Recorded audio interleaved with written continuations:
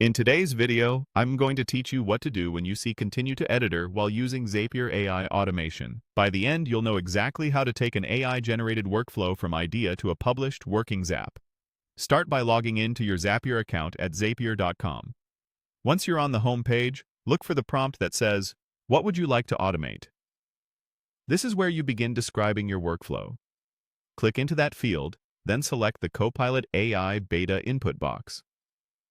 Copilot is Zapier's AI assistant that understands plain language and drafts a workflow for you. Type your automation request in simple, everyday words. You might say something like, "When a new row is added to my spreadsheet, send me an email." Or, "If a form is submitted, create a task." Keep it clear and specific enough for Copilot to understand the trigger and the action you want. When you're ready, press Enter. Zapier will generate a proposed workflow based on your request. When you see the option to continue to editor, go ahead and click it. That button is your signal that Copilot has created a draft and you're ready to refine it in the full Zap editor. In the editor, you'll see the trigger at the top and one or more action steps beneath it. The trigger is the event that starts your automation, and the action is what Zapier does in response. Review the app choices, the events, and any fields Copilot filled in. If something looks off, this is the place to adjust it so it reflects exactly what you want. Next, connect the required app accounts for each step.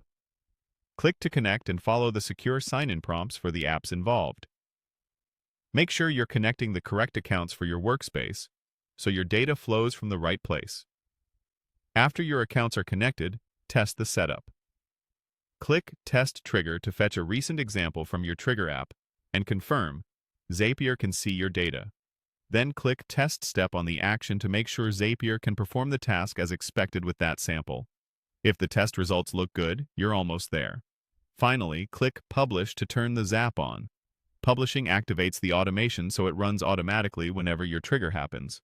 If this video helped, please like, subscribe, and share. Thanks for watching.